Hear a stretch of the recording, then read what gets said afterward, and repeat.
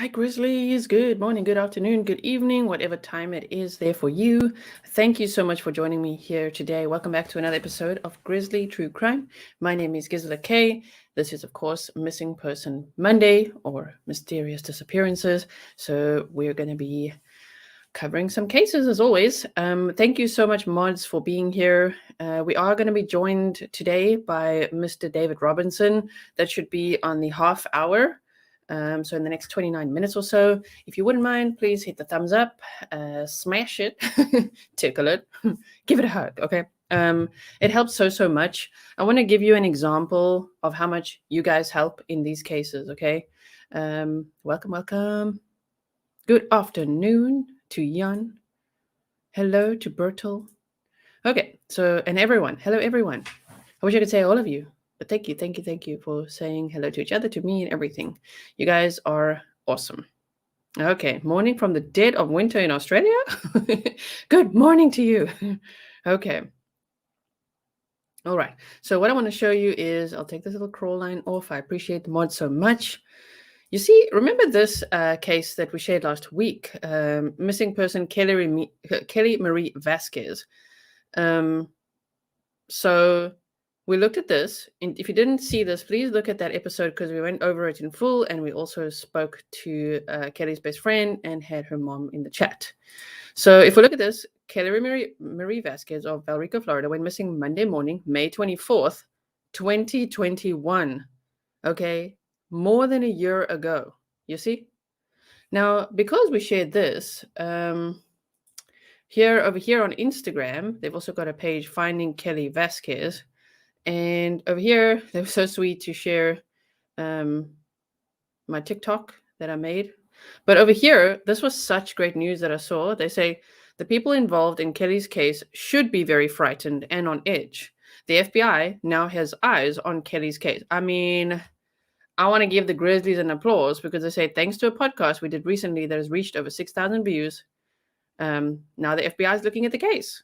The family and friends of Kelly Marie Vazquez will never go away until Kelly is found. Okay. So I said, that's great news. And then they said, all thanks to you.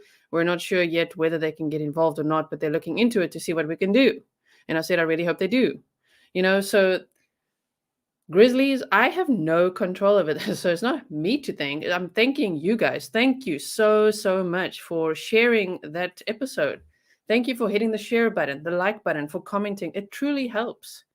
And I'm getting goosebumps because it truly can make a difference. The whole point is, I'm not here to solve cases. I'm here to raise awareness. I mean, I'm sitting in the Netherlands, I want to help raise awareness for missing persons cases. I'd love to do it every single day, but we do it on Mondays, so we focus on it. A dedicated audience. I really appreciate you guys so much. Missing persons cases often don't get the attention that they deserve. So I'm like so appreciative of you guys and so proud. I mean, to think that she went missing more than a year ago. We do a little episode and you guys share and tweet, and now the FBI's starting to be like, wait a minute, we should look into this. Yes, exactly. Okay, yeah, Twitter is amazing to share and retweet and all kind of do. What do they call those? It's like a mass tweet thing that we do. Okay, so I wanted to share that with you. So thank you so much. Please continue to share that. I will continue to share Kelly Marie Vazquez's case. I don't forget about the cases I share. I have them all written down as well, and I keep an eye on them, okay? So what I want to share with you today now is, sorry, I'm looking this side with so many screens open. One second. I want to share this one with you. A tweet storm. Thank you, Bill. Bill, you read my mind. You're like, a tweet storm? Yes, that one. Tweet storm. Hello to Claire. That's fabulous, right? Okay. All right. So I'm watching the time because I want Mr. David Robinson I want to make sure we focus solely on the Daniel Robinson case once he hops on here. So we've got 25 minutes left. Now, this case I want to show you. Thank you to Shannon for sending me this. I hope I'm saying your name right, on email, because this is one of those that is like unbelievable, similar in nature to Gabby Petito's case, but there's hardly any coverage. I think I've seen 2 YouTube channels cover it, and it doesn't have all that many views. There's no traction. So I really, really hope that you guys will like this episode, share it, put it out on Twitter everywhere you can. Twitter, Facebook, Reddit, anywhere you can. Share it with your friends.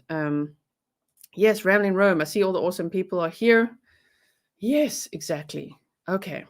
So if we look at this case right here, missing person Cara Cox. So Cara Cox, right? 41 years old, height 5'05", weight 170 pounds. Now listen to this. Cara has not been seen since May 13th, 2022 in Bearden, Oklahoma. She was traveling with Adam Stapp. Here we would say Stapp, but okay, Adam Stapp in his semi. Do you guys say semi? In his semi across county westbound, across the country. Okay, wait. Traveling with Adam Stapp in his semi across county westbound. Okay. I know, right? What? Lieutenant Peter Pranzo and Rochelle Pranzo in the house. It's always such an honor to have you here. Thank you so much for being here. I know. So thank you to Shannon for sending me this because I was like, wait, what? Over a month missing now? I mean, I couldn't believe it when I saw this. So, okay, wait, let me try and zoom in a little bit so you guys can see a bit better. So they say, Adam, listen to this. Adam returned to Oklahoma with Cara's belongings, but not her. Okay, then. He stated that he left her at a rest stop in Arizona. I mean, who does that? This is her boyfriend. He left her at a rest stop in Arizona. And then he later changed his story to leaving her in California. That's so sweet, Rochelle. You said honor for us as well. Sorry, I missed the message there. Honor for us as well. That's so nice. Yes, hello to all the mob crews. I'll update you on that in a moment with what's happening in the Dylan Rounds case. Buckle up for that one, oh my word. Chris and I are like, what? Okay. So Adam returned to Oklahoma with her belongings, but not her. He stated he left her at a rest stop in Arizona and then later changed his story to leaving her in California. That's two very different spots, right? There was a possible sighting of a female matching her description of walking in Joseph. Does that say? I think Joseph. I can't read what that says. It's like what is that? C17 or Arizona. So in Arizona on June 3rd. However, family does not believe that it was her. If anyone remembers seeing Cara Cox or Adam Stapp, or if you have any information on Cara's whereabouts or any information about his disappearance or her disappearance, please call or text. All contact will remain confidential. So the number here is 405-259-7474. What I'd really like to see is for us to share this flyer, right? Let's share this out on Twitter and do a hashtag Cara Cox, because it's not even going. Yeah, maybe it's Joseph City. Is it, guys? It's not even going on Twitter yet. I looked everywhere, and there's actually just hashtag Cara Cox brings up some really strange results unrelated to the case. So there's that. And then if we look at this, they've got her on Namus, right? They don't say if the baby was with her. I was also wondering, but I can't say it wasn't because they don't say so. I guess they would say if the baby was. But wow. Okay. So here, missing person, Cara. See, here they say Cara Marie Cox, female, multiple. Date of last contact is May 15th, 2022. Missing from Seminole, Oklahoma, 41 years old. Okay, clothing unknown. They say, I'll actually go from the top here, sorry. Demographics, Cara Marie Cox, female, 5'4" to 5'6", 100 to 120 pounds, white, Caucasian, American Indian, Alaskan Native. So indigenous. Okay, this is a missing person. They say tribe enrollment or affiliation. Yes. Okay. Enrolled with the Muskogee Creek Nation. Circumstances. They say date of last contact May 15, 2022. The case created was on June the 5th, 2022 from Seminole, Oklahoma. Missing from tribal land, yes. Date of last contact May 15, 2022 at approximately 4,400 hours. So 8:45 in the evening. Circumstance notes, June 8th, 2022, received information on possible sighting of Cara near Joseph City. Good job, Soleil, you got it. Joseph City, Arizona. Reporting party advised that they seen a female walking on the back roads of Joseph City on the Westover Bridge on June 3rd, 2022 at approximately 17:30 hours, 5:30 p.m. Now, here they say physical description, hair brown and, left eye color and right eye color brown. So brown hair, brown eyes, and distinctive physical features. So this is important because it can help, is a green Care Bear tattoo on her right shoulder, and then a tattoo of a scorpion on the back of her neck. Clothing unknown. Now this one, here's another thing. Here's another detail. A 2000 Honda Civic. Because remember, they said they were traveling in his semi, okay? But here's her car. A sedan, green, state of Oklahoma, license plate, Lima Echo Quebec 736, expiration 2022. The vehicle has been confirmed as being towed from Love's travel stop at the Seminole Exit off of the I-40 on May 20th, 2022. Cara will be on foot and possibly trying to hitchhike. Oh, my word. So the vehicle was towed. That's her vehicle. So not only did he abandon her, but he also abandoned her vehicle, like put her vehicle at the Love's travel stop. So this is extremely scary. This case, I'm like, whoa, this guy, I mean, the fact that this has not really made the news is very, very scary. Native American Indian girls missing persons complain that efforts to locate individuals are not as good as other races. I mean, it could be possible. So let's try to change that, shall we? Let's share. Yeah, if he has some narrative, he's involved. And he's changed the narrative. He's changed his story. Curious what the husband's statement is. I mean, it's like, oh, yeah, exactly. Like, why did he just abandon her there? Right? Why? He's just like, oh, just left her at a rest stop. And then abandoned her car back in Oklahoma at a truck stop? And he's just carrying on with life. Like, that is so scary. Donna Bolton, welcome to membership. I'm so glad to have you there. Hope you enjoy the members only playlist. There's lots to catch up on there. Yeah, you're so right. And it has got to change. Yes, it does. That is horrible. Okay.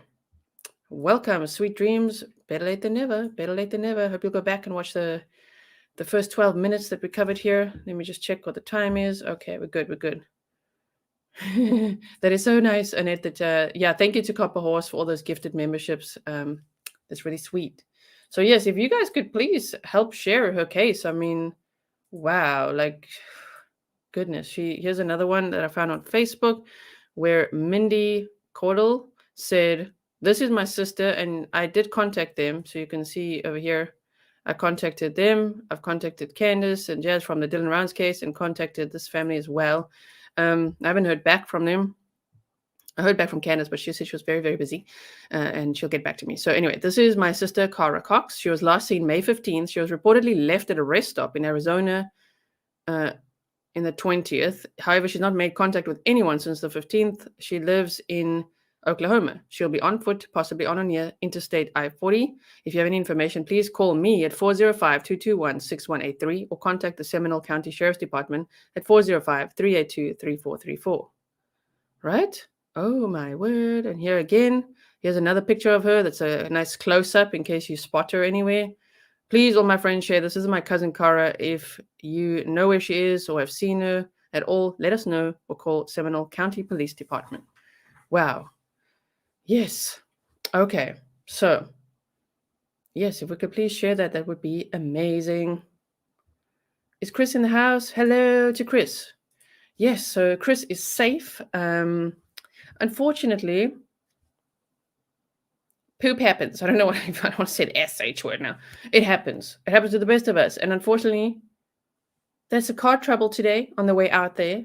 So, yeah, Chris and Nick didn't make it out there today. Like, not all the way. They were going, and then there's some car trouble, and then had to be towed back, unfortunately. But Chris, thank you so much for everything that you're doing.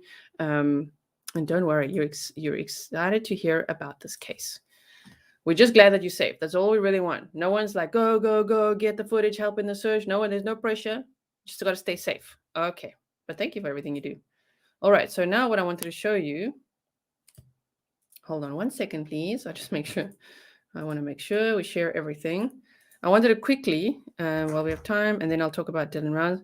I just wanted to share this Megan Marohn case. There's no new updates. I know people are emailing me and asking me for updates. I don't have any. I wish I did. I keep my eye on all these cases that we cover, and there's nothing. I just saw today, 5 hours ago, Her brother said yesterday marked 12 weeks since Megan went missing. Not a day goes by that we aren't doing something to try to find her. Please continue to pray for her safe return. Thank you. And he said, I miss my sister, exclamation, exclamation, exclamation, 5 hours ago.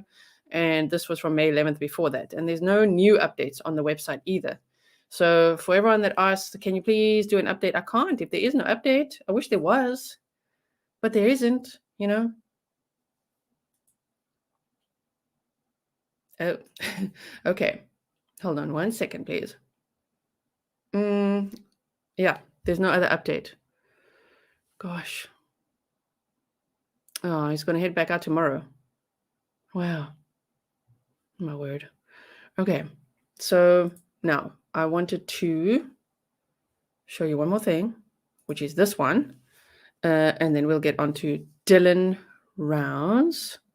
Eric just told me my thumbnail is incorrect, and I hate that if I get the name wrong. I apparently wrote Daniel Rounds, but I think it's because I'm thinking of Daniel Robinson, of course. So I'm so sorry about that. I really apologize. Okay, so missing endangered Chelsea Hendrickson. This is another one, another case that I can't see having much coverage. At least it's on Twitter a little bit. But if you could share this as well. They say last seen 9 a.m. on the... you guys in America always do the month and the date differently to us. We like go day, month, year, but you do it the different. So I think it's from the 7th of June, 2022, age 33, 5'5", weight 160 pounds, right? Hair black, eyes brown, tattoos, right arm, tribal medicine wheel with buffalo skull and feathers, left arm, lily on the wrist, and Arapaho on arm. Chelsea's very active with her family and professionally as an advocate for DVSA and missing and murdered Indigenous women. She may be in the Linwood, Everett, or Arlington areas. She drives a blue 2020 Kia Forte, possible windshield damage. She may be in the company of ex-boyfriend Andrew Clausen in a 90s black Dodge Ram with fifth-wheel travel trailer. So if you have any information there, you can also share. All the numbers are listed on the flyer. So if you would just check this out, that would be amazing too. All right. So lastly, what I want to share with you is, I'm going to fix this thumbnail because it just bothers me so much. Thank you, Eric. You are the bomb. Hold on. No, it doesn't. It says Dylan Rounds. David Robinson. Dylan Rounds. Yes? Sorry, I'm just like, wait, what? Hold on. No, it doesn't. Sorry. Is my thumbnail okay, guys? Can you see it? I don't want to get names wrong. I just didn't believe I made the mistake, but okay. It seems like it's correct. Sorry. Okay, so have you guys heard the PI's call to Zav Girl's channel? Well, when I listen to that, it's like, I don't know how to describe the experience. It was hard to listen to because it's just, there's no filter. And at first I'm like, oh, well, there's no filter. There's no filter. It's okay. But then when he didn't know about this hostage situation that Kurt created, but yet he says he knows Kurt so well, that for me was red flag. And just the way he talks about the mother of a missing persons case. Wow. Red flag number 2. And at this point, we might as well say strike 1, 2, and 3. But the family has released a statement now. And on Sleuth Mom's channel today, there was a call released that was recorded between this PI and Candace. Oh man, it's hey, the Sleuth Mom, this channel. Oh, that call was hard to listen to. I never want to hear that PI's voice again. Okay, so Tom, thank you so much for your $10 super sticker. Good afternoon, Grizzlies. Hope everyone's having an awesome day. Thank you so much, Tom, for supporting the channel. And thank you so much for wishing everyone an awesome day. That's really, really nice. All right. Okay.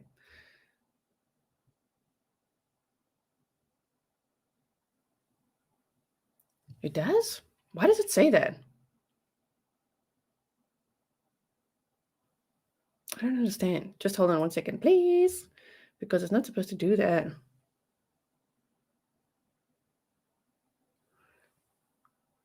On my side, it says David Robinson joins us, and Cara Cox, and Dylan Rounds.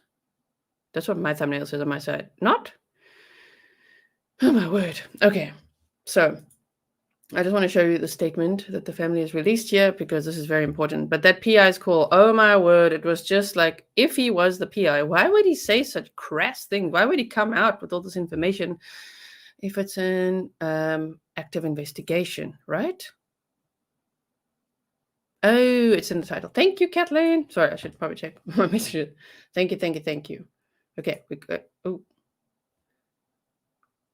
there we go. Thank you. It's not the thumbnail, it's the title, guys. That's a difference. Thank you. Thank you, Kathleen.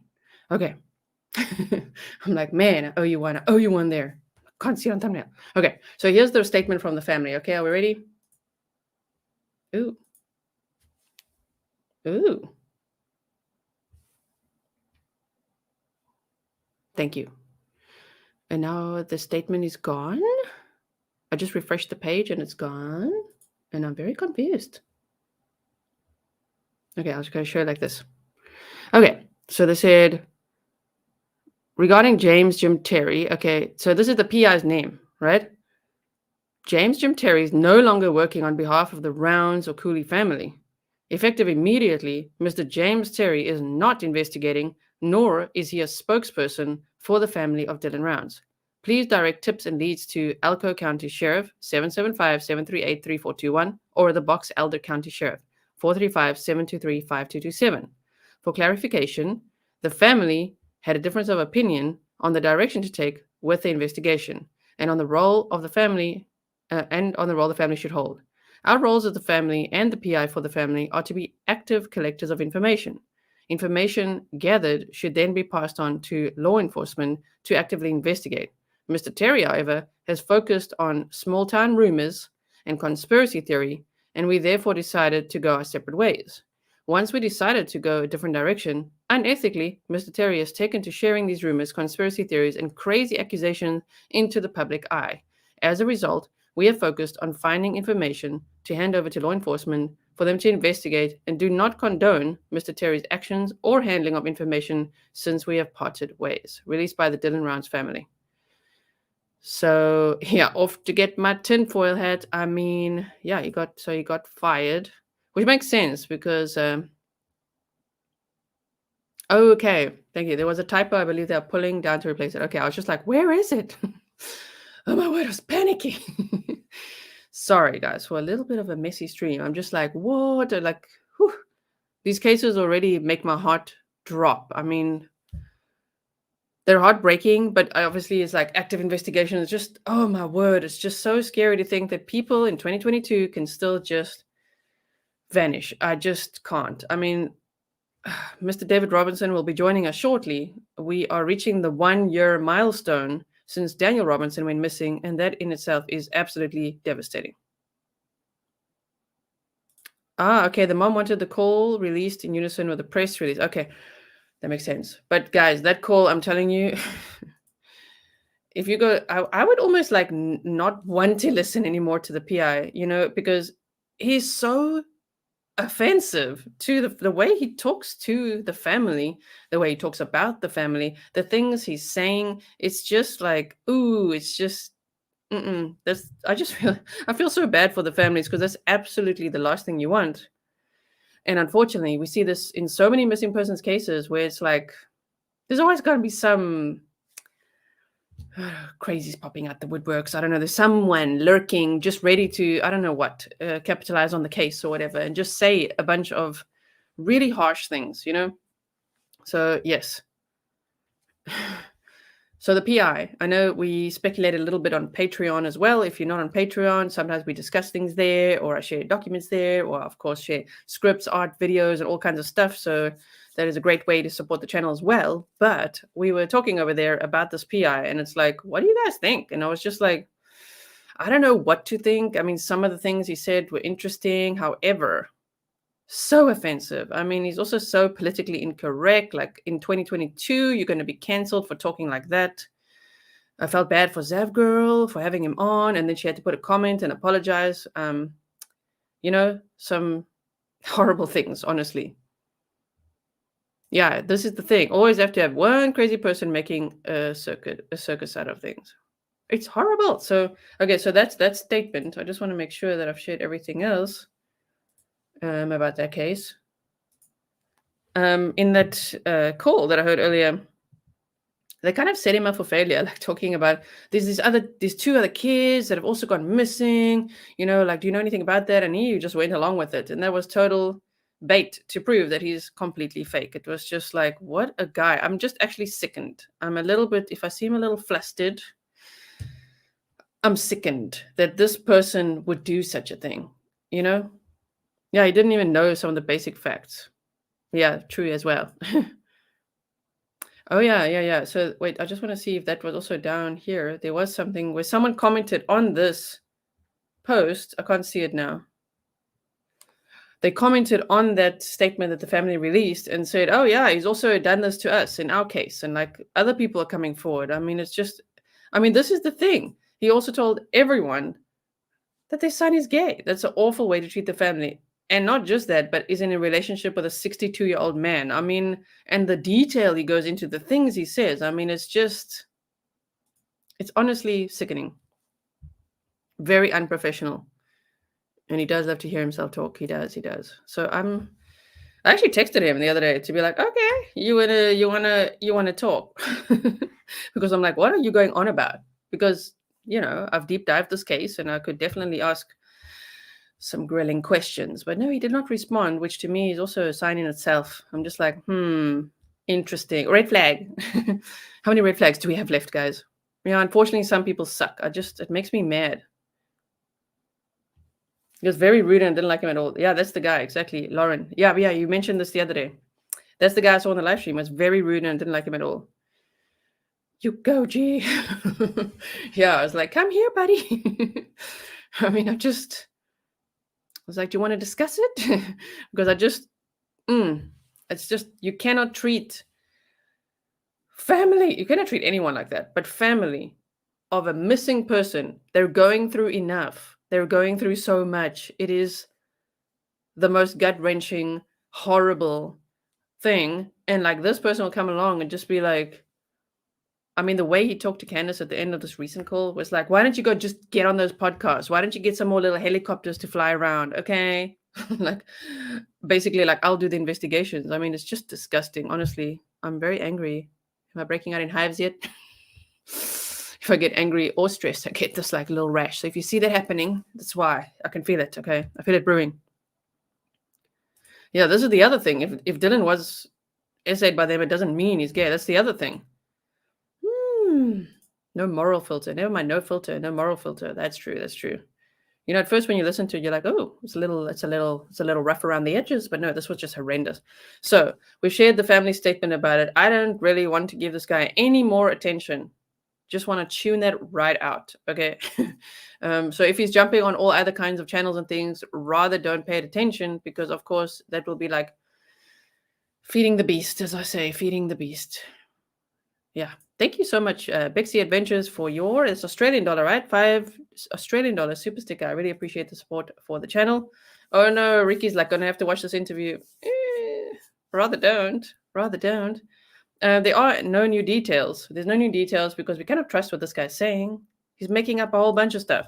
I mean, he's even implying that Dylan had something to do with Aidan Clune's disappearance. He's like kind of implying that. I'm like, excuse me? Like, I mean, he also got the map time completely wrong.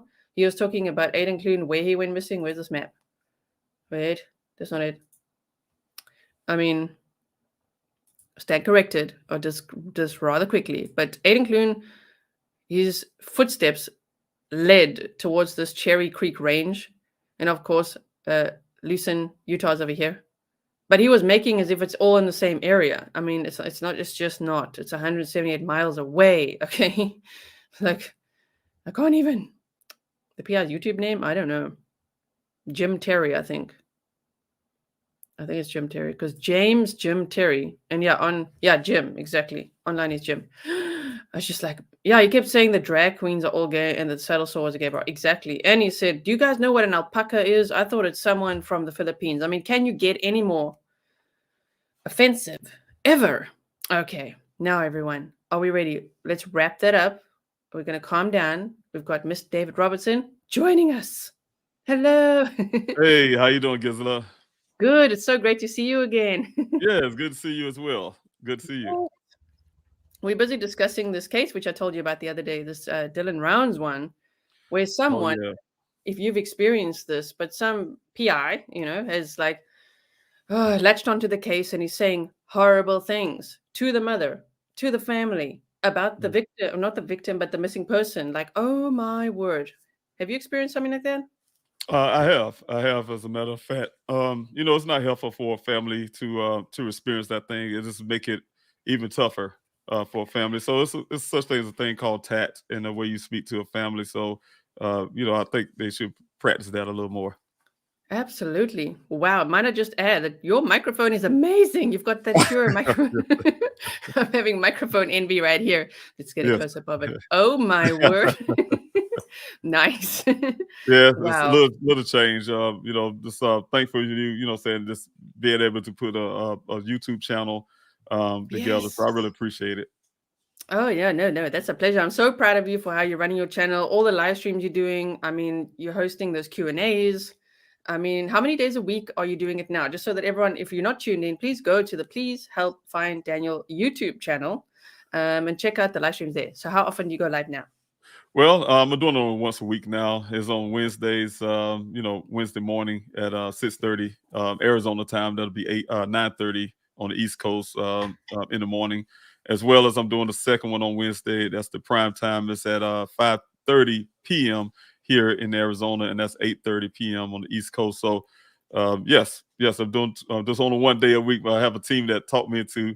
I was doing them every day, and then I broke them down Monday, Wednesday, Friday. But now I'm just on Wednesdays. Okay, no, but you did. I mean, at first you were like there 5 days a week, and then yeah, eventually like 3 days. I mean, you answer everyone's Right. questions. So if you guys have questions for the Daniel Robinson case, which oh my word, Rochelle, you hit the nail on the head. We are talking about this yesterday. I can imagine what a sad, heartbreaking Father's Day it was for you, David. Prayers. Yes, Oh my thank word. you. I really thank the Grizzlies for that. Yeah, it was very rough. It's rough for my family as well as myself. I did get a lot of calls. Happy Father's Day. One of the things for me is I'm here trying to find Daniel, and as a father, just kind of I was hoping and praying that it wouldn't be a year, and I'm still hoping it wouldn't be a year that I'm still looking for Daniel. Right. And on Thursday, it's 1 year since Daniel went missing, right? That's right. Oh man, I remember you also being on the show here and saying, I hope you're not here in the best way possible. I hope you're not here in a year from now, unless it's of course with Daniel. So I'm very, very sorry that you are reaching that milestone, but we still got your back. Grizzlies are still here for you, That's right. That's right. supporting you all the way. Still, you guys, the merch is still available, and here and there, people are still buying it. But I don't know if you guys are aware. Please buy some merch to raise awareness.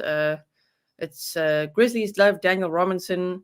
Um, and yeah, there's like the design for Arizona theme on the back, and if you could wear it, people do ask questions. I was telling David over here that I went to the doctor's office and I had my Please Help Find Daniel mug, the tumbler, right?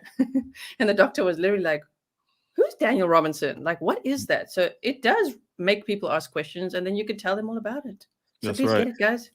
And then, Yes. of course, the reason I say it is because all proceeds are donated to the GoFundMe in this case. So please do get some. That would be amazing. Of course, if you get this this missing person case awareness merge, 20% of that is also donated towards missing persons cases. So yes, thank you, thank you. Yes. Okay, Thank you, everybody.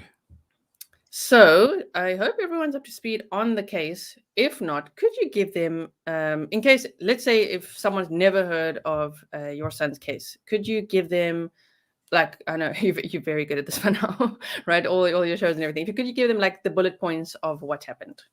It's funny you say bullet points. I'm very long winded sometimes, Oh but no. yeah. Okay. Well, Daniel, he's geologist, young geologist, graduated from College of Charleston in Charleston, South Carolina. That's where we're from, South Carolina.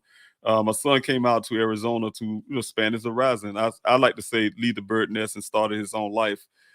He's a geologist, so of course Arizona is the ideal place for a geologist. My son, straight out of college, landed a job with a company called Matrix New World, also called Matrix Southwest Groundwater. His job is just simply as a field geologist, hydrogeologist, to go out into various well sites all over Arizona His job is very crucial because these communities that built out in the desert here have to have well water, and usually these communities have 2 wells. And my son's job is to determine if those wells can produce the 100 years by law that these wells have to produce. And also, being a geologist, he also know what type of rock settlements, the rocks that's down in those wells, because we have to drink that water. So his job is very important. My son went out there on June 23rd to just do that. His job made it to had 2 well sites assigned to him that day. He went to the first one roughly around 7. He ended up going to the second one roughly around 9 to meet another worker from a company called Weber. That worker directed my son to that area outside the desert called a road called Sun Valley Parkway and Cactus Road junction there, where he said, and from then the story is from this worker. The worker said that he met my son out there on the road there. They had a quick little conversation. And my son followed him into that desert. They drove 1 mile west and 2 miles north to get to this well site where they only had just a 10-minute conversation, roughly, according to this worker. And in that conversation, at the end of that conversation, he said that my son pretty much waved off to him and was never ever seen again. So that's one of the biggest parts of the beginning of what happened to Daniel, as well as the fact that almost a month later, his vehicle showed up in a ravine 3 miles further into that desert, about 3 miles further in that desert. It was turned over its side in 20-foot ravine. Everything my son was wearing on his body, from his clothes, underwear, socks, laying 3 feet away from that vehicle in a pile. And his laptop, his cell phone was inside the vehicle, things like that. So there's a lot of suspicious nature what happened there, as well as Daniel haven't been seen again. So that's where we're standing right now. That was good. Good bullet points. Oh, yeah. Yes. Right. So, wow. Has anyone in all this time come forward saying any new information that they spotted him walking out there, or saw anything to do with the vehicle, anything else like that? Well, at the beginning, when I first started my searches out there, I've been getting all kind of tips. So I went from Sedona to Flagstaff to you name it, following leads. You have people that say, hey, they have a description of a person that favored Daniel, or they think it's Daniel. I have one guy say he was 100 and I think 2,000% or something like that. That was Daniel, and that was in Sedona. We would go check those out, for instance, and they never really fan out at all. But one of the things is I have to definitely do that every time whenever something is credible, it's plausible to go search, and then I have to do that. But recently I haven't had too much of that type of deal, but I have had recently a gentleman come on the chats to say that he have information of the person who did some things. I don't know if it's okay to say it here, but it's really disturbing for me and my family. I didn't really share it with the family, but it's definitely something that's hard for me to take at times. So Yeah. right now I'm just investigating it. I did give the information to the Buckeye Police Department, and we're investigating it to see the validity of it, see if it's valid, as well as if it is true, where my son is located. I can give you details if you need that as well. Oh yeah. You feel free to give us details. You can speak freely over here. Yes, yes. Yes. Well, Yes. one of the things is, of course, I'm busy, constantly just, doing everything I can to bring awareness to my son's case, as well, to try to find him and do my own investigation. So I put a lot of information out on Twitter, and I didn't realize this guy was trying to reach out to me. He was trying to reach out to the Buckeye Police Department. He was just tagging everybody from the Buckeye Police Department to Phoenix to Tempe. I mean, he just tagging everyone, saying he had information of the guy that murdered my son. He need to be arrested now, type deal. He was talking. They kind of had these bandanas on their face. Appeared to be cartel type guys or some type of drug dealers or something. But this guy, he said he had the information. He one thing that did fan out that he said one of the guys was in jail, and turned one of them 2 brothers that had involvement with this, and one was in jail, and sure enough, it turns out that part is true. But that he said that the other guy who ended up leaving town now murdered my son with an AK-47 and buried him out in the desert. So right now we're sitting there, just really, I'm investigating that to see, like I said, if it's true story, who this guy is his story true. So hopefully Buckeye's doing their job. I don't count on it. They haven't been doing anything since day one my son was missing. So I am reaching out to other law enforcement agencies to ride us along with me and my investigator. So you guys can pray for me on that part. I'm doing everything I can. That's one of the burdens that I have to carry. Just hearing something like that is very devastating. I can't imagine that in my brain. Someone could look at my son, geologist Daniel Cornelius Robinson, but he's my son. Very intelligent, very nice natured guy. And then want to do anything to him. If you get to know Daniel, then you ask the same question: that who would want to hurt Daniel of all people? Yes. They shouldn't help hurt nobody. Is what I'm saying. But if you know Daniel by nature, you wouldn't want to think that. Wow, I'm so sorry to hear that, and I hope it's not true. Yeah, likewise. Yeah, it's that's a rough thought. Just put us like this. Am I looking at you now? I feel like we're looking. Yeah. Yeah. Well, I Wow. kind of look at the camera sometimes, but then yes, I get you saying kind of crossed So if over. yeah, see, so it's just I think we both got like the mirror image thing. Sorry, guys, just small Right. technical. Wow, that is so scary. And I mean, so are they saying that this happened out in the desert, like the AK-47 thing? Right, and that's what he's putting out that the guy I don't know if he's saying the guy told him is what I'm trying to get, or he witnessed it or whatever. But yes, he expressed that the guy he need to be Wow. arrested now. He's armed and dangerous, basically. He did murder him, like I said, with an AK and buried him out in the desert. So what my goal is, if it's true, of course, it's hard. But I need locations for one thing. The other part is, like I said, I just don't want to just take that and just believe it. So I'm Yeah. trying to do everything I can to vet the story on my end, and then I still check in with the police department, which they don't answer me. Like I telling everybody, I can call Buckeye, and I may start doing that, and let you guys hear me call and see how long it take them to actually respond. They don't respond. Only time I hear from them is they need something, but so hopefully they give me some information. If not, like I said, I am reaching out to. I have some meetings with other law enforcement agencies this week, so hopefully great things turn out from that, and I can share it with the public. Wow. And did they say anything about motive, or I mean, is it like, well, yeah, what would the motive be?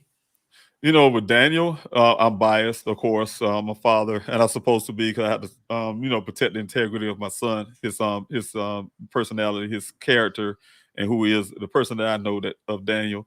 But you know what? One thing is, we can't ever be 100% by anybody. But I can say, I can speak for Daniel's character. I couldn't imagine that Daniel would have any enemies or anybody who should be wanting to do anything with him. He go to work.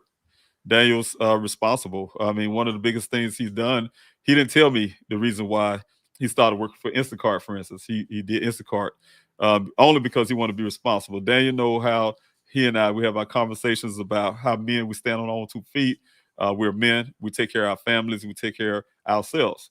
And one of the things Daniel, when he came out to Arizona, he's expressing his manhood and say, "Hey, Dad, I'm a grown man. I'm gonna take care of myself. Here's a new vehicle I bought myself." And it was a sign of his manhood. He's growing up in manhood and his responsibility. So, only thing I can only get information I've gotten from his sister, for instance, who lives in Arizona as well, is that Daniel, what he does normally is go to work, and that's it, pretty much. Go hiking with her. They two go hiking and things like that. So, I couldn't see Daniel out there making enemies of any sorts. Yeah, and I mean, wow, and for his car to be found like that, I mean, if that horrendous theory actually is later proved to be true, I mean, what would they do with the car? Why would they destroy his car like that? We actually see quite a lot of cases like this, even countrywide, where the cars are completely abandoned or destroyed and piles of clothes. I mean, it's very strange. Yeah, it's a lot of things out there in the desert. We don't, you guys don't hear about a lot of stuff. We go out deep in that desert, and we found burnt cars and things like that out there in the desert. So there's some cars that have been burnt out there. There's some, burnt. When I say burnt, they've been burnt down to ground, where even the engine block is barely noticeable. So the heat was so hot, I guess. And so there's a lot of things going on in that desert. As you know, the human remains that was found out there as well, as Yes. clothing in a pile and stuff like that. That in the same manner my son's clothing was found, or allegedly his clothing was found. Because of course, I'm doing DNA to determine even if that really was my son's clothing that we're talking about. But a lot of things happen in the desert right now. Yeah, that's so scary. I mean, on some of the searches that we streamed here, I remember you guys finding like a phone and some beer cans and those big tires and all kinds of stuff out there. It's really scary. Wow. Yes, yes. Oh my gosh. Is there anything that the Grizzlies, this community can do to help you? I don't know. Obviously, of course, GoFundMe, sign the petition, guys, all that stuff. Like, is there anything they can do to help communicate? Maybe again, with Buckeye. We've Well, done that before. yeah, yes, and that won't go nowhere. At this point, and I tell people all the time now, I don't want Buckeye to do anything anymore. I don't have any confidence in that department. They did enough damage to my son's case, and I don't want them handling any parts of Daniel's case as far as I can help it. So I'm really reaching out to other law enforcement agencies. Like I said, I have meetings this week with them, and I'm trying to get some things moving where another agency could take my son's case. So I can have some type of confidence in law enforcement. Of course, doing investigation on your own. I can tell you guys that first of all, one thing is the expense as well as the time restraints and things like that, and then the limitations that I have. I'm just a civilian. I'm a father. I don't have a PI license or have the authority of the police to be able to interrogate people, for instance, or go in this place and get this information. I can't get a warrant, for instance, or just certain things. I'm gonna have a lot of limitations, so I try to do the best I can. I have been having people in the background that has been helping as well, but I have my limitations. But I'm trying with my best efforts. Yeah, and you've done so well. I mean, you searched out there for almost a year. I mean, you only took a short break now for a few weeks.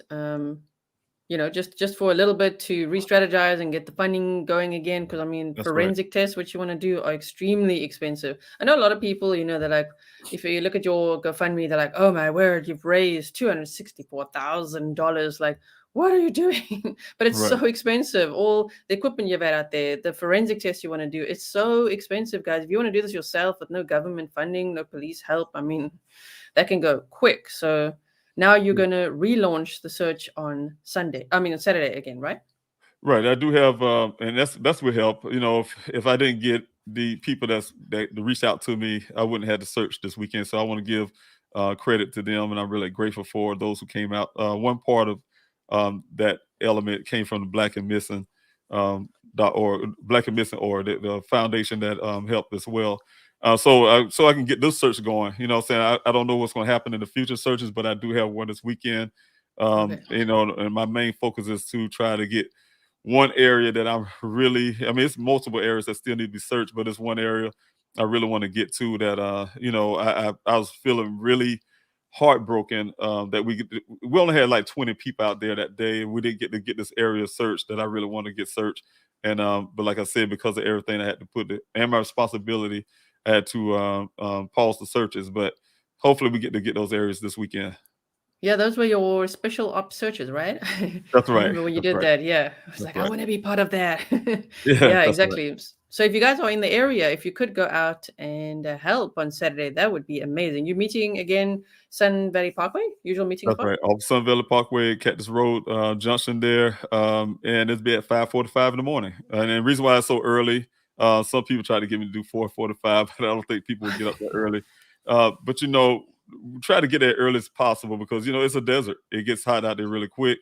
And my goal is to get everybody out before 10 or by 10. That's when the heat is really getting geared up or whatever, and we'll make sure everybody's safe. So I try to Yeah. make sure the elements are there, and that's some of the reason why I had to pause the searches is the funding. The funding was very low. I couldn't keep the command center going the way I needed to go. Some of the safety equipments. One thing that scared me the most is the last search I had before I paused it. We had a young lady. I call her young because she's around my age, so I'm gonna say young all day. But she had a heat issue. She felt sick, and for lack of equipment, I literally had a U-Haul van, and out there, and tried to do the best I can. She felt ill. I had to go rescue her, get her in the van to cool off really quickly. And we didn't have a command center, but we did have a nurse out there. She was in the pickup truck. but I had to get her to this pickup truck. But once I got in the van to cool off and try to get her to the pickup truck, the van got stuck. And so I Mm. didn't have the equipment that I needed. We needed those UTVs, ATVs that I used to have out there for those kind of reasons, and I felt really bad. I felt really bad, but she made it. She was okay. She just needed to cool off, get some electrolytes and things like that. But I was like, no, I'm not willing to risk anybody just to search for my son. I go out there on days by myself that I don't announce to people and stuff like that, but I'm not willing to risk other people's family and their lives just to find Daniel. So I had to make a hard decision from my needs of finding my son versus the needs of the volunteers, and I made that choice to put the searches on pause. Yeah, I mean, that must have been absolutely devastating for you. I know how determined you are. I know you were like, Yeah. you just want to be out there almost every day if you could, So I Right. know that must have been so hard for you to put it on pause. Yes. But now you're gonna go back refreshed on Saturday, searching at wait, it wasn't four, it's 5:45, right? I'm like 4:45. 5:45. That's right. 5:45. I'm like, be Yes. there at 4:45, 5:45. That's happening. And then the on your website, this music, I want to play this, but I'm worried about the music being copyright strike. Where did you get the music? Oh, which one? Which? For your foundation. I want to show that. Oh Like, yeah, yes. I got that from the Canva. I think it was Canva. So yes, I okay, think cool. it's So it okay. should be good. We've got the same thing. So I just want to show that because you have launched a foundation now, right? That's right. That's right. Yeah. So let me show the what do you call it? The advert for it, and then you can tell us more about it. Okay. Okay. So I've got Canva open here. So let's play this. Sorry, let's go to the beginning. There we go. Yes, And sir. sorry if it's a bit loud, everyone. Here we go.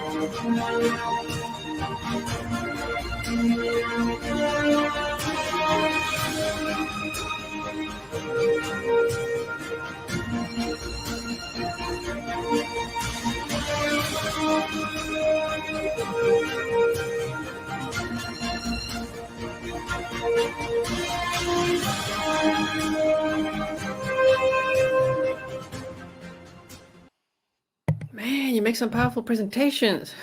Yes. Very, very nice. So that is your foundation. So tell us more about that. Well, the Daniel Robinson Foundation. One of the biggest things is, it's from you guys, everybody, the Grizzlies, everybody who's been supporting. Um, you know, that last thing I was thinking in life, I was gonna be out here searching for my son, and because of that, I met a lot of people who've been coming out to the searches, and some have missing persons of their own, as well as people who was reaching out to me on inboxes, text messages, you name it, and it's still due to this day. And you hear these stories of the family members who have gone the same stories, similar stories that have been going. Some been doing it for over 10 years or so. But one thing we had in common is that when we talk about the story, it's almost like it happened yesterday for them, and it could have been 10, like I said, years or something. And just hearing these stories, I couldn't help but be human and become, grab a passion towards helping other families as well. I know the pain and suffering I had to go through on the ground. I'm speaking for myself. I'm standing in the gap for my family, but what I'm saying is working hard day and night trying to get this media coverage, for instance. 3 months of it, working hard to get media coverage. as well as don't know what to do once you on the ground. You don't know how to start a search if law enforcement not helping you as they happen for me, how to start an investigation. So I've been begging nonprofits for help to get drones. I've been begging the police department to help with drones, certain equipment, specialized equipment I need in the desert, for instance. So all the combination of all of that, and to think the way that my son is, like I said, if y'all got to know Daniel, you'll know him as a great person, personality. He would give you the shirt off his back. And one of the things I know that Daniel would be doing is helping other families as well, as I have the desire to do that. So that's the birth of the Daniel Robinson Foundation in my mind. I did have a team of people that you see there on the presentation there. Very excellent team. I would give you their backgrounds. I'm not sure they really want me to put that out there right now, but very, very, very, very good team that God blessed me with. All of them been out to the desert searches in the past, and they came to me. They saw a need. Hey, Mr. Robinson, you're doing a whole lot trying to juggle everything on your own. It started from that point, and they helped me out as well to put things in perspective, and that way I can worry about certain things and they take care of the rest for me and stuff like that. So it turned out very well. So when I tell them, hey, look, this is what I'm getting ready to do, Daniel Robinson Foundation, we all work together. So they're not only just a team member, they also my board members. So we do have the foundation filed. The 501c3 is actually filed as an entity that's actually here now. But what we're in the infancy stage right now. We're still doing our bylaws and our constitution. But what the foundation will be doing is everything that I needed out there.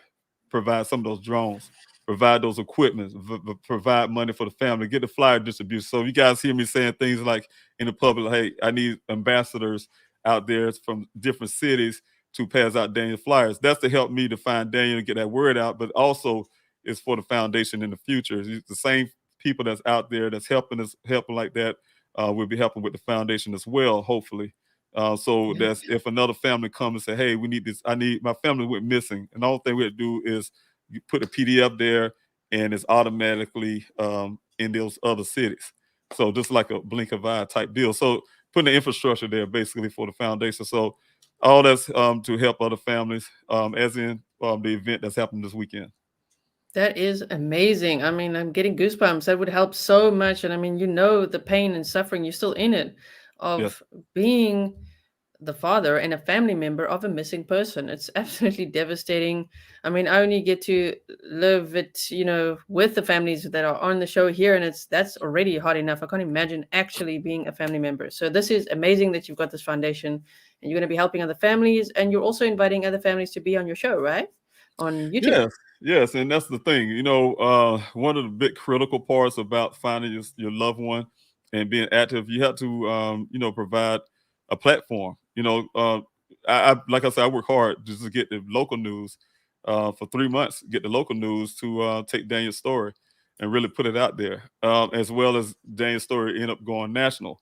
But like any news cycle, that it'll end up dying out. Once the new thing comes up. Right now, they talk about Ukraine or they talk about certain things, and some things get put on the back burner. Not that they don't care, because I know a lot of journalists and reporters that I reach out right now. They're very passionate about things like missing people and even Daniel's case, but they have bosses as well. So one of the biggest things is to provide your own platform if you have to. I tell families that all the time. Just get a YouTube channel, put your person's story out there, don't let it die. So one of the Mm. biggest things is for me is to do everything I can. That's why you see me doing so many interviews, to you name it, to try to make sure Daniel's story just don't go cold to the public, public Yes. opinion and things like that. So that's a very important to finding information out there, to get the information out there for answers, as well as for other families. Like I said, again, I can't be selfish about this. It's not all about my family. We're not the only, this is not a unique thing that's going on with me and my family. And I want to be able to use it's not my channel. It's the Police Help Find Daniel channels for Daniel. And, so I want to make sure I be able to use it for other families who just don't have a voice, and just continue to do so. Do everything I can to give back to the community, as the community has been giving. Everybody donated their money. So like you said, Grizzly at the front, I wouldn't have that. I would still be in Arizona the way I am, being able to be a voice for others, and as well as my son, if the volunteers wasn't there. Volunteers wasn't there, and people donating, people signing a petition, you name it. If nobody was doing all the stuff, it'll be very hard for one person to try. Yeah. I mean, I'm just gonna find your channel quickly because oh my word, you've done such a great job. And you're on Twitter, you're on Facebook, you're on Instagram, you're on YouTube and everywhere. So guys, please follow because I'll show you now. Look at this. Look how much work you've done to keep Daniel's case alive, to not let it go cold. I mean, you're there so much. Look at this. It's like you do shorts as well. You do TikTok. I forgot to say TikTok. There's Oh, yes, all TikTok. of these as well. So if you can go over here, guys, and subscribe, that would be amazing. There's 1.28k subscribers. Grizzlies are over there. You can catch up on everything, ask questions in all these Q&As as well. So, oh, wow. You've done such an amazing job. I mean, we're all so proud of you, and we've all got your back. So yeah, if you guys could subscribe and you go over there, and if there's some families that want to get in touch with you, how do they do that? Yes, it's two ways. My team's putting this out too to make sure I do that because they're helping me. So I have a tendency to try to do everything on my own, and they get on me all the time about it. But anyway, one of the ways is to hit, and I apologize for a lot of people. It's an influx of text messages, and that's why I'm putting an email out now because I'm having a hard time getting these messages off of the public cell phone. But I do get a number out anyway. It's 803-200-7994. But it's 803-200-7994. And that's a public cell phone number. And I have been for the last weeks because I'm getting getting things ready for this event, as well as still doing my own investigation, as well as doing all this other stuff I'm still doing. It's hard for me to take the time out sometime and just stop and go through the messages and listen to voicemails and things like I really have been doing in the past and really want to. So I'm going to do it. It just takes some time. So your better choice is to also add please help find Daniel at yahoo.com. You can reach me there. My team, they have access to that as well. So they will be helping me answer questions and things like that. So if you can do that, that helps out a whole lot. Please help find Daniel at yahoo.com. That definitely helps as well. Okay, I'm going to add that as well so you guys can see it. There we go. Please help find Daniel at yahoo.com. So that's how they can reach you if they want to be on your channel or, be part of your foundation or anything. Does your team ever want to be on Grizzly True Crime? We want to meet them. They're invited. I try to get them to, everybody, sometimes get camera shy. But, yeah, I think that it's getting to a point where, for the foundation's sake, that we're a team. And, hopefully, as well as that's why I made a little presentation to introduce the team. Because look, we have a day of remembrance this weekend, for instance. I tell them what I'm trying to do and they make it happen. I wanted to have an event where we can help other families, do something, some kind of way like I say, I'm always thinking about other families as well, not just what's going on in my family. And so what happening is this for everybody who's listening, we have an event this weekend, a day of remembrance.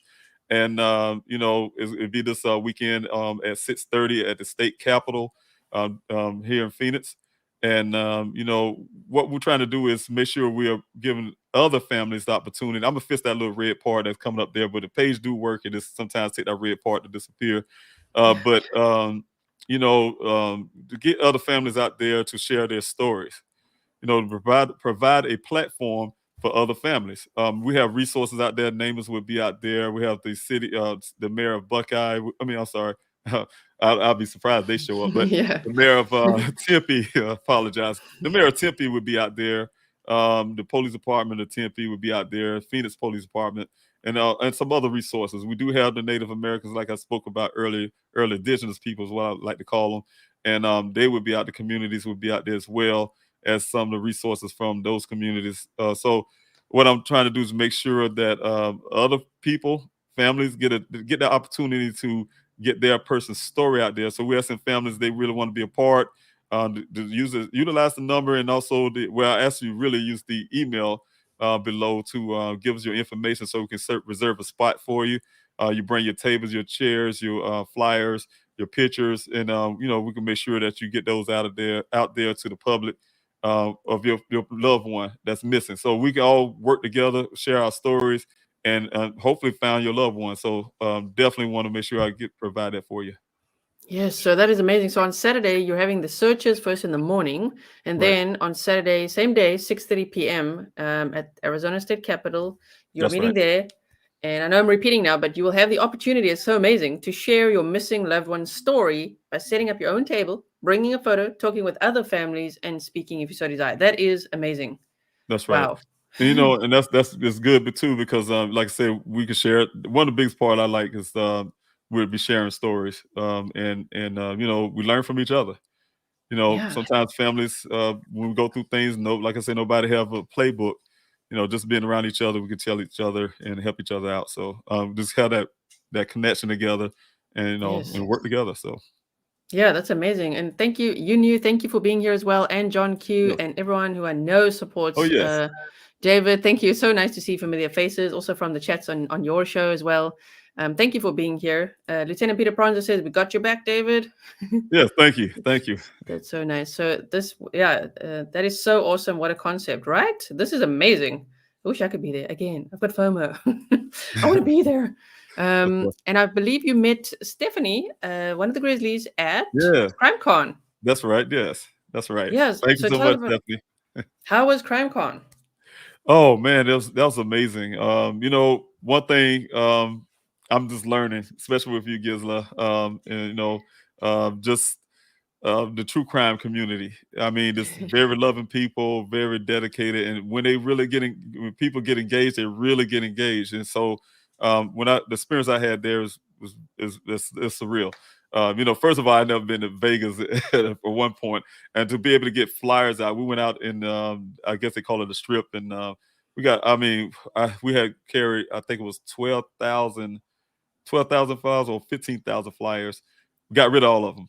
We've been passing Wow. out flyers. We got them out in CrimeCon. That's not including the little cart size flyers that we have to give to certain people that you meet. Like I was looking for Nancy Grace there, for instance, so I could give her a card.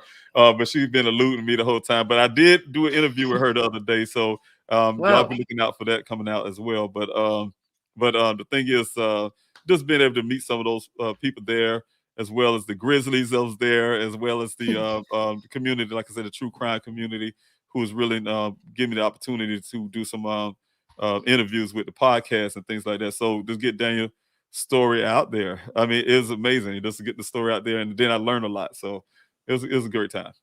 Yeah, I know you were nervous at first. You're like, "Oh my gosh, there's gonna be so many Yeah, people there." But yeah, I yes, hear from Stephanie, you did such an amazing job. That you had such an impactful, of course, you would presentation. You're amazing how you speak.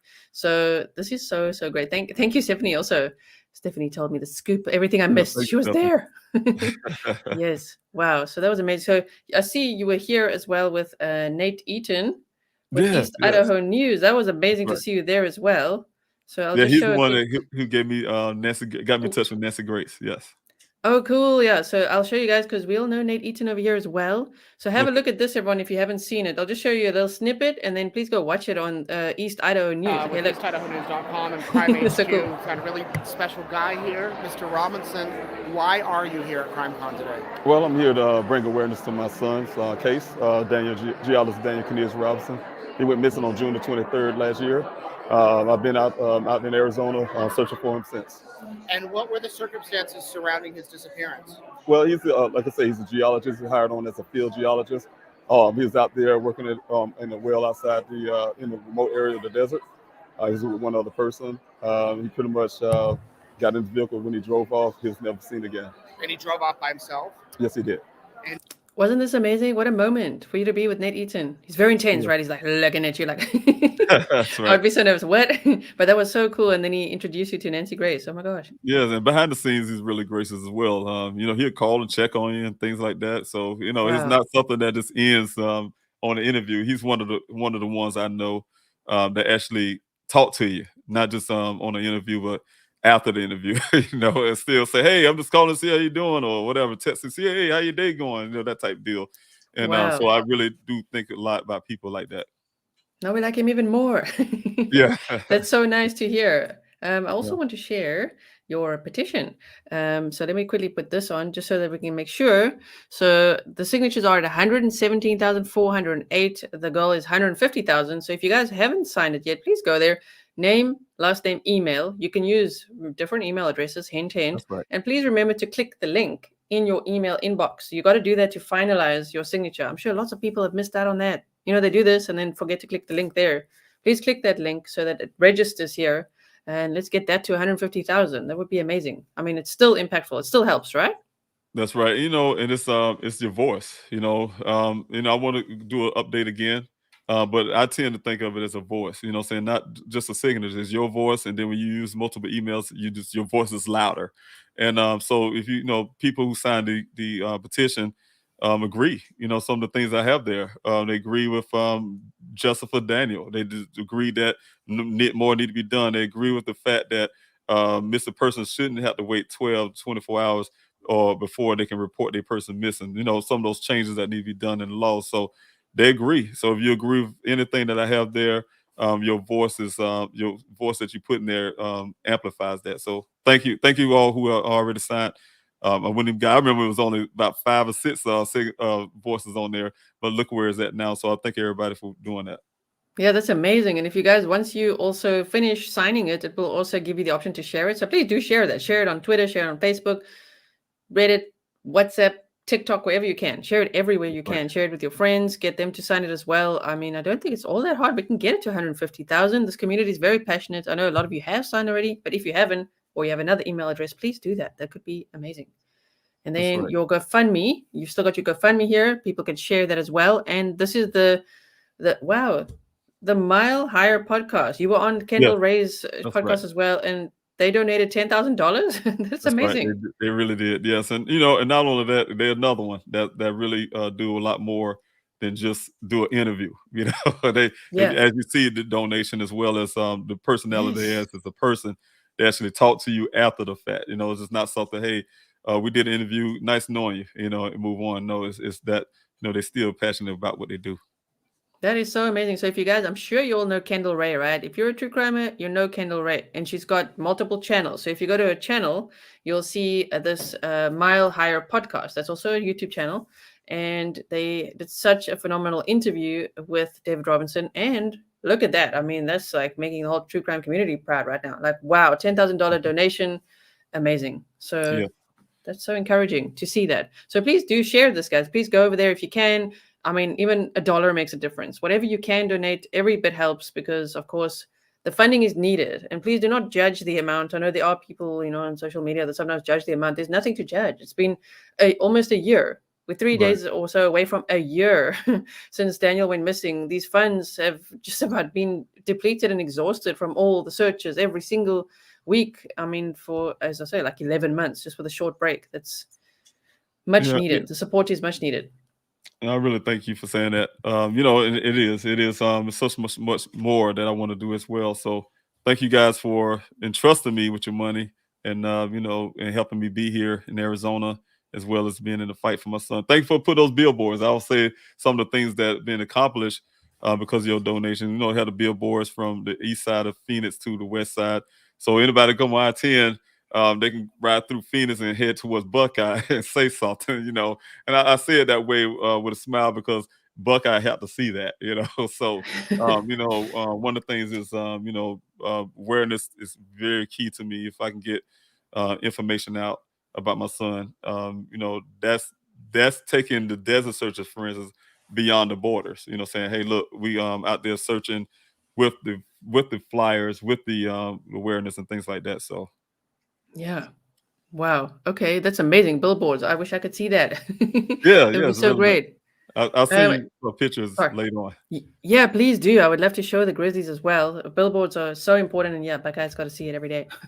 Yes. The YouTube channel, please help find Daniel. If you go to my recommended channels as well, so it's home, videos, playlist, and then channels, I think it's community, then channel. It's also listed there if you can't find it easily, but it's called Please Help Find Daniel, the YouTube channel. So all these questions that we're not able to get to now, please go and ask David over there. Are you having a stream on Wednesday again, this Wednesday?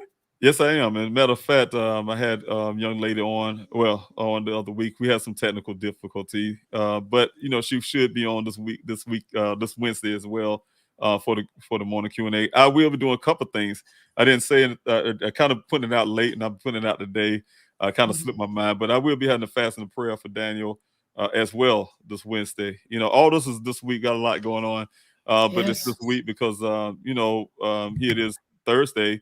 My son has been missing for a year. If I don't find him today, and before then, so he'll be missing a year. The fast and prayer is always going to be the Wednesday close to that 23rd anniversary, and so I'll be having the fast and prayer as well. The day before, the day he went missing, the 23rd, as well as have those events on the weekend, the search, and also a day of remembrance. So, yeah, it'll be a lot of that. But yeah, definitely we have that family member on. I wanted to share her story. She have helped a missing mother. I think it was in 2005, if I remember correctly. That her mother has been missing. She's been dedicated. I mean, y'all say some dedication about me.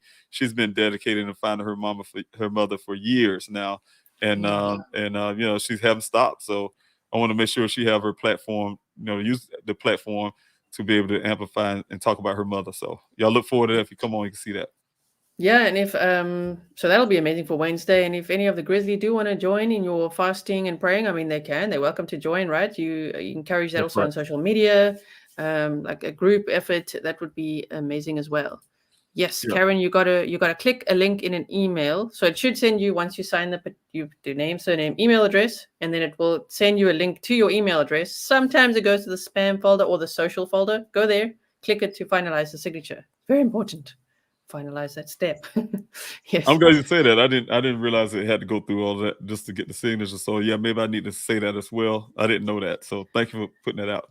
Yeah. So otherwise you do it, but if you don't click it, it sends your email. If you don't click this link, it will not finalize it. So sometimes I really feel like you probably have double the signatures. It's just some people haven't clicked that final link. So if they could just do that, even if you have signed before, go look for that link and click it.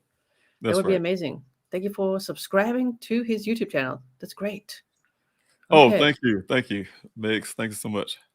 And and I want to say that too, Gisla. I already know I said a lot on the channel. I thank God for you for giving me those tools to get get that YouTube channel going. So I'm really grateful for that. And it's the people that came on and they got it up to 1,000. You told me, you was telling me, hey, you get to 1,000 subscribers, certain things open. I think it was a community tab and things like that. I still don't know how to use it to this day. I need to go through the video you provided for me. But I just I didn't have the time to actually stop. But it's the fact that I've seen that people actually got it to that channel, to that 1,000 threshold. To me, is in terms of the algorithm getting Daniel's story out farther. You know what I'm saying? So that's why I asked people, can they please do that? And it helped me because, put Daniel's story out farther out there. Yeah. So please do that, guys. Please, it's already over 1,000 subscribers, but the more, the better. If you can go over there and hit the like button on all the videos, that helps so much to get the story out, because then it becomes part of the algorithm. So of course, it's my pleasure. I was reminding you, tags. Have you done the tags? Tags and Canva, very important. That's right. Grizzlies have an amazing community. I mean, I don't know if you know Chris from the Monsters on Our Bed. He also has an amazing community, also covers missing persons cases. So I don't know if you've ever connected with him. But Chris, you also have an amazing community. Grizzlies in the Mob Crew. Yes. That's right. Do you have YouTube link? Okay, the YouTube link, mods, if you want to share that. I mean, again, guys, it's on my recommended channels for you to find it. It's called Please Help Find Daniel on YouTube. If you type that in, you'll find it easily. Thank you, Copper Horse, also for subbing over there. And once you get to, I'll have to check a little bit what's happening, but once you get to the 1,000 subscribers and the watch hours, at least then people can also help support you through super stickers and super chats and things like that, which I know you don't like monetizing your son's story. I'm very aware. However, if people want to support in a quick and easy way, of course, go to the GoFundMe. That's the best way, most direct way. But at least that could open up some more doors, maybe. Yeah, that's true. I have different ways. People come to me and say, hey, they want to give the GoFundMe because of the fees that come out. But they also ask for I think it was I forgot the name of it now. I did Cash App. I did do a Cash App on the Twitter reluctantly. And I only did it because, like I said, people said, hey, I just need a Cash App, because I want to send through Cash App. So I did it through that point. You ought to know, Gisla, that I'm very hard of asking people for things. I never had to do that in my life. And it's kind of hard, but I need it. I wouldn't ask people if I didn't need it. And but it's hard. It's very difficult. So I try to keep it at one platform, and that is the GoFundMe. My daughter introduced it to me in the past, and I try to keep it that way. I do have people say, "Hey, man, you just might need to start another one to get the funding going." No, I just want to have faith, and people can understand that I'm still currently and constantly working. It's not something I'm not on vacation. I'm not just relaxing or doing. I'm actually working and definitely trying to find my son as well as help other people. Yeah, I mean, you were retired and you were kind of on vacation, and then this happened. Right. So that That's you're right. definitely not on vacation. That I know for sure. You're working your butt Yes. off. And the communication, I mean, even just for me as a YouTuber, it's insane. So I can't imagine for you the messages you must get, the emails, the same questions, of course. Have you seen this? Have you checked that? Have you done this? I mean, it's a lot. It's a lot. It's a lot. It's a lot. Um, But that's what I was saying. That's why I'm grateful to have the team. Team take on a lot of stuff for me. It's but it's still a lot. It's still a lot. So you can imagine if I didn't have a team to help break some of that stuff down for me, yeah, it'd be very difficult. yeah, yeah. So I'm just seeing if people are managing to sign the petition, please. Yeah, check the emails, check the emails. Well done, Karen. All right. So all these questions, you guys, if you have direct questions for Mr. David Robinson, please go to his channel. That's the very best place in the Q&As. I'm always watching. Sometimes I'm there chatting as well. You guys will see me there in the chat. And sometimes I'm just there watching, of course, to support and all that. So please do go over there. The Q&As are very informative. You can ask any questions you want. And you go through them all like methodic. Like I miss them. You go through them all. It's amazing. Yeah, I try Amazing. to. And sometimes it's difficult. One of the things I keep saying on that channel as well is it's not an entertainment channel, right? And it's an awareness channel for my son's case. So sometimes I think with people that come on, I say, hey, look, you might hear the same thing over and over and over again. But that's people that come on, hopefully, that haven't even heard about my son's case, who got questions, like you said. And you might hear those same questions, but it's somebody who just don't know. And so, that's what the channel is all about. And that's what hopefully it can help the other families as well. Yeah, exactly. It's keeping your son's case alive, keeping it in the algorithm. I mean, it's so Yes. important. I mean, as I've told you before in the Delphi case, Becky Petty, I've told you this one a few times, right? The Yes. grandmother, did you meet them out there actually at CrimeCon? I can't remember. I can't recall, but I don't think so. But she's every day on Twitter saying, today's the day, today's the day, every day, Right. today's the day, So, I mean, it's what you're doing as well. It's amazing to just like every day you're active on social media. Every week you're active on your channel, sharing hashtag please help find Daniel, hashtag Daniel Robinson. So if you guys could share that as well, it really gets it going. If you look on Twitter as well and your TikTok, I mean, that's blown up. That's amazing to see that as well. So yeah, TikTok. I was like, I don't know, I don't remember. We talked about it. It's so valuable. Actually, TikTok, the yeah. reach is so good, and then you can put the YouTube Shorts out and all that. I mean, it's And just you you're told me how working to do so that. hard. Yeah. Yeah, you tell me how to do that, and I've been trying it. Gizla, you told me to use the shorts for the as well as for the YouTube. I kind of laugh because I remember when I first thinking of TikTok. I did see TikTok in the past, and I told you this before. I tried to say, hey, Dad, you need to do. Daniel love TikTok. You need to do a TikTok, and I told him I'm not doing TikTok. I'm not gonna be dancing around. I thought that was what TikTok was all about. People dancing around and all kinds. I said, I'm not that kind of man. I be dancing around on some screen just to get some attention. No, I can't do that. But I found out that, like you said, TikTok is a very great tool, and that's it's not about just dance. It's about all kind of things, giving information out as well. You're right. You're right. It's been pulling a lot of people awareness, people that you can see what's going on. That is amazing. I mean, the reach on there, sometimes it goes beyond YouTube. I mean, it's amazing. Right. So That's YouTube right. is really powerful as well, especially if you share the shorts on there too. But man, TikTok, you've done such a good job on there. I mean, guys, just to think, this is really a great example of how a family member behaves in a missing persons case. Yes, I mean, you are actively all the time trying to help, get the information out so that people can hopefully have a tip or something to come forward to find your son. That's the goal. Find your son. That is it. Where I'm lacking for the searches out in the desert, I put some concentration on, like you say, awareness and getting the word out. So, it had to be done.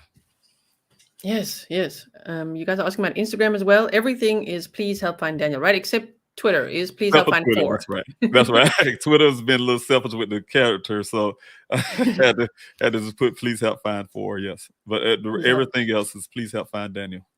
Yes. So if you guys go over there, follow everywhere if you can. If you guys are on TikTok, which I know some of you are, please go over there as well and start double tapping. Double tap those Facebook as videos. It well. helps as well to get it into the algorithm. Keep it in the algorithm. I mean, it's already in there, so keep it going. That's amazing.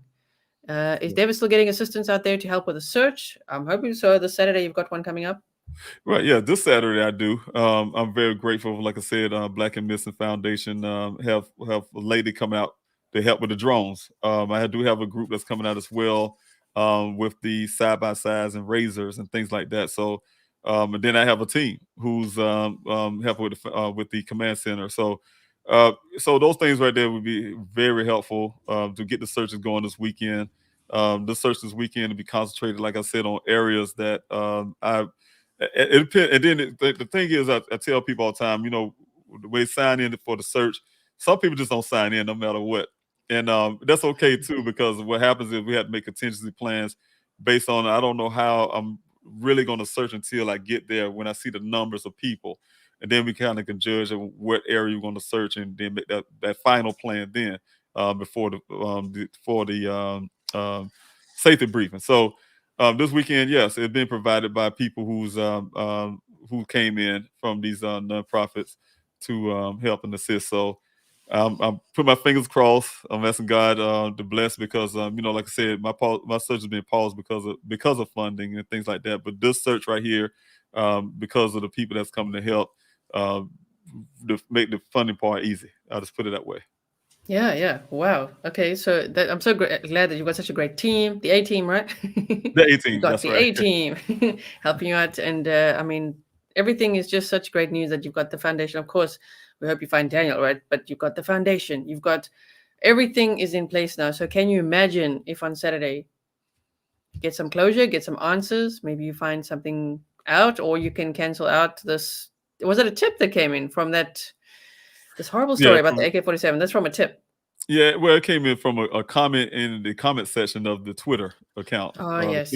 Fine for Twitter account, and that's when I first brought to my attention. It's been brought to my attention by people as well as the team, and so that's how I found out about it. It was devastating just to read that. People's plastering it all over the place. This guy, he's really been trying hard to reach out and to whoever. One thing that puzzled me the most, he was doing that, but didn't go to the tip line. And, I do have a tip line, and I try to, and it's paid for. And that's another thing you guys helping me with when you donate is the tip line. So I have that. I have storages that store for the facility that stores down your vehicle to the evidence. I call it evidence because it is evidence. Everything from the scene of that crash is being stored. So I pay for all of that. I pay for the tip line, and that tip line is not for you guys. It's actually for those who know what happened to my son. So I couldn't imagine if this guy knew what happened to my son and he's saying this. He didn't use the tip line that I have right there on Twitter, have it everywhere, saying, hey, this is the tip line that I'm paying for, and it's just for you. It's not for anybody else. I'm paying for that so they can use the service to snitch. From my neighborhood, it's called snitching. So it's okay to snitch when you have a family member in pain. We have families. My family is in pain, wondering what happened to my son. We need some closure. And so they give them the opportunity to be able to snitch if you want to, or to go ahead and tell the truth without consequences in a sense. Because it's an anonymous tip line. You can stay anonymous if you like. You don't have to do anything. And I also encourage them to use a burner phone if they don't trust the tip line. Still, that helps. Use a burner phone. Also, you don't have to talk to anybody. You can just text the word tip to the phone number, and you still can be anonymous. So the whole point is, all those avenues is paid for service for that person or those persons to be able to utilize and bring some closure. Don't make me have to go a year to search for my son. Just go ahead. I mean, at this point, me and my family asking for is a closure, Yes. I mean, was that a recent tip? Like, was it, I mean, through Twitter, it's like something recent. So that's why you're saying don't make us wait a year. Like, could you not have? It was recent. And what I did learn when about missing person cases, as well as especially if anything that I believe foul play. A lot of times people who, and you notice from being in the community, that those people sometimes come to searches. They'll come to the searches, and they come to your Q&A sessions or whatever, and just watch you but don't say anything. So that's what I'm saying. It shows some humanity, a little part. I know they got a little humanity somewhere deep down in there somewhere. Use that humanity and to stop this, end this, end the suffering. I'll just put it that way. Yeah, and I mean, sometimes they taunt families as well, which I know when we spoke, it was a little while ago, that someone was sending you horrible pictures and saying, like, this is Daniel. I mean, people, the things you go through, Yeah. oh my word, as a family member of a missing person is horrendous. I mean, The death threats, saying who get death threats just for coming out and looking for your son. I had to go through that at the beginning. I had to go to the FBI about it. Been getting all kind of messages, email. I'm watching you. That's why sometimes people wonder why I stay armed all the time when I'm out in the public. And thank God this is a open carry state, so I'm able to do so. But the thing is, that's who does that. Who do things like that. Just to I don't know if it's something that's serious versus something that just people just want to toy with. I do find that out a lot, and I found that from some from the CNN journalist Sarah Seidner. She was there to do desert. Spent 3 days with me out there in that desert, and to do a story. And I mentioned to her about the death threats, and they would look at me and say, "You too?" Her and the cameraman. They thought they took a light. You too would say, "Well, we get them all the time." Like they talked about it like, it ain't no big deal. But it's something she say. She told me there's one thing she says: when you put yourself in the public eye, the crazies come out. The crazies come out, and then you'll realize how many crazy people in the world that you didn't know. Saying that's when you find those things out. So, and she's right. So sometimes those things are very traumatic. When I have to learn. I have a thick skin. I'm military. I'm a retired military guy, and I have thick skin. But can you imagine that happening with your children? I have other children to protect, so people don't understand that. Well, it's not just Daniel. I have other children as well, and I have to protect them. And I call them children. I have one that's young, but the other ones, they're grown people. But they're still my children, saying. But I have those people to protect. So you can imagine if they were going through with the less experience that I have in life, that'd be traumatic to them mentally. It's traumatic. Yes. It's hard for me, but it's not as traumatic as it would be for them because I protect them. Yeah, I really feel for all the families in missing persons cases and in criminal cases. I mean, it's horrendous to think that there are such sick human beings out there that actually taunt families, harass them, give death threats. I mean, that is just terrible. So if you guys see that, make sure to report that. Okay, if you see it in the chat somewhere or you see some kind of trolling, whatever, report it, block it, do what you need to do. Thank you also, Leah, for supporting the channel. Unfortunately, YouTube's going to, of course, take a huge cut of this. So what I'd rather do, I really appreciate the support for the channel. If you guys want to help out Mr. David Robinson, if you could either pick up a piece of merch, that's like if you want to wear the stuff around, that's great. But the best thing right now, the direct thing to do is, of course, the GoFundMe. That would be amazing. But thank you. Thank you for supporting the channel. Yes. Can't believe I caught another Grizzly live extravaganza. Yeah, you did. Yes. Wow. Excuse me. Is there anything that I missed that you would like to bring to our attention? Anything you want to say to the Grizzlies? Well, I want to say to Grizzly, thank you for always being there. I have Grizzlies constantly at my city distribution still. They're to this date. If anybody don't show up, a Grizzly, one of the Grizzlies, she shows up every time. So I want to say that thank you all for being supportive.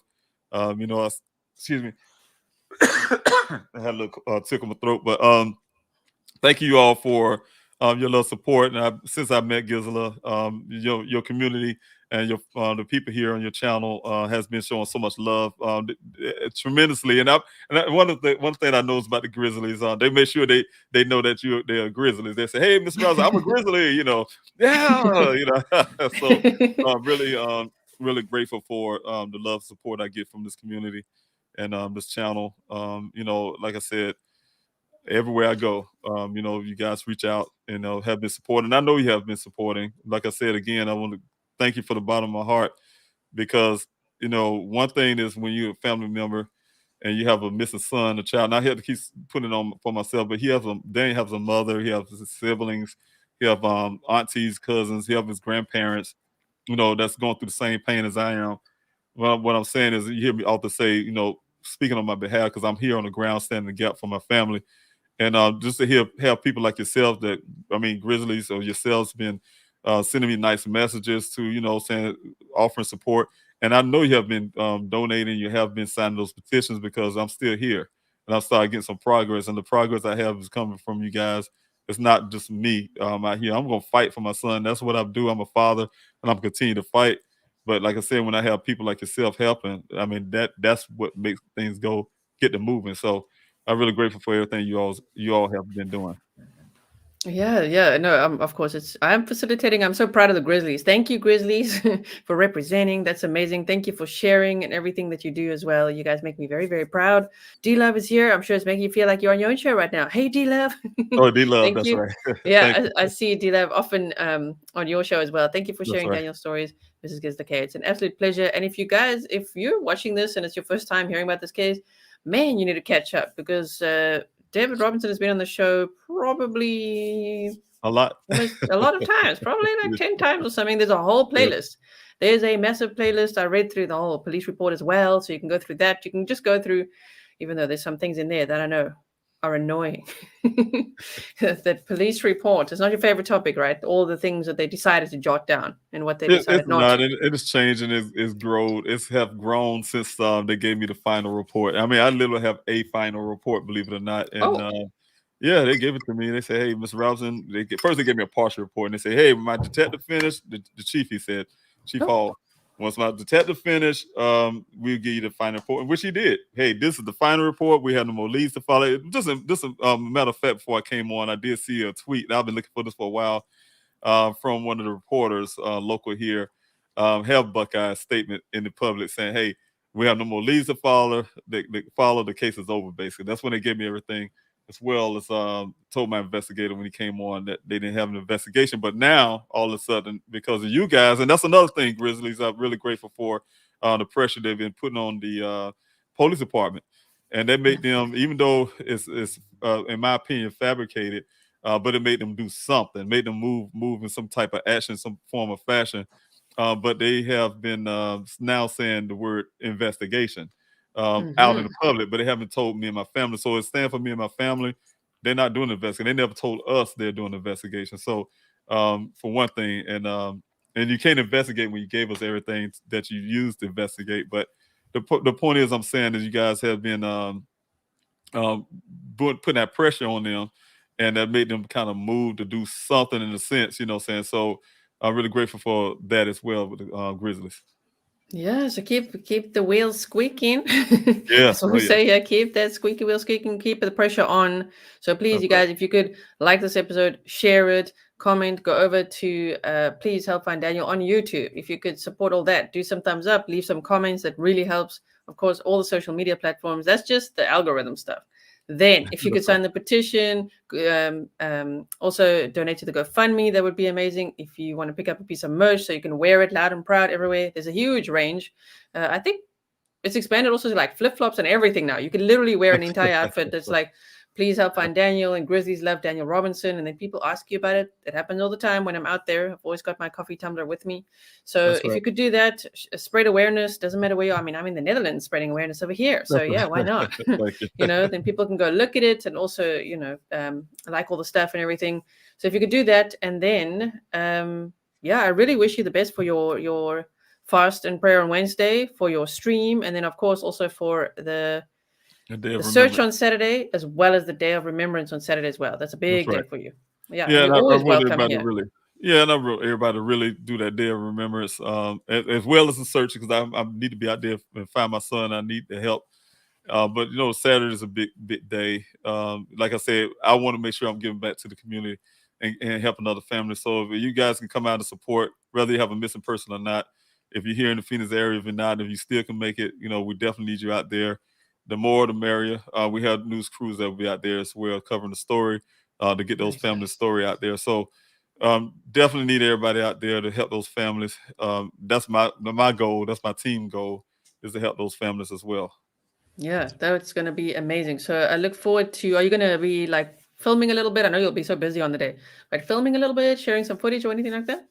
Well, I've been trying to reach out to different camera crews that have, like we did in the candlelit visual. We just got lucky on some aspects of that.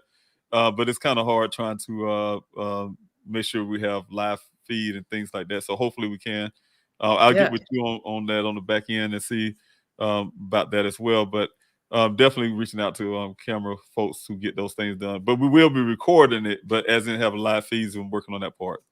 Yeah. Because that was amazing to see the candlelight vigil. It felt like we were right there with you. Oh my word, that lady that sang was like, wow, that made me cry so much. Yeah, beautiful voice. Yes. Wow, what a beautiful song, what a beautiful voice. It was very, Yeah. very impactful. Goodness. That's right. Okay, well, attention span is dropping off, so you're welcome anytime. As always, the door is wide open to you over here. Thank you so much, Grizzlies, for being here. I really, really appreciate it. Yes, check out the Nate, not Brian Enton, and Nate Eaton. Combined, right. Brian Eaton, yeah. Check out the Nate Eaton episode on East Idaho News. If you haven't seen that, please check out the Kendall Ray episode as well on Mile Higher Podcast. That was amazing too. I mean, damn. Also the views that got. I mean, the exposure was amazing. The donation was amazing. So go check that out as well. Yes. And yeah, thank you for being here. If you could hang out for a second so we could talk after. That's right. Okay. As always. Okay. I'm gonna play my outro. Again, thank you, mods. I know this was overtime as every time. Thank you so much. Overtime, every time, everyone. That's what we do. Waffle time. We still need our Grizzly squad. Yes, the Grizzly squad is here. Grizzly Squad completely supports, of course, Mr. David Robinson. They say, thank you, Mr. Robinson. A lot of people say thank you for your service. Thank you. Love you. Thank you. Yeah, and we all love you as well. And thank you, Grizzlies. I will see you again very soon. Tomorrow, I'm going to be on my other channel talking about Ezra Miller, which is almost a true crime case. So if you want to come over there to talk about that, we will do that tomorrow. Alrighty, now I'm going to play the outro. We're going to see Fury the cat, and I'll see you guys very soon, okay? Bye.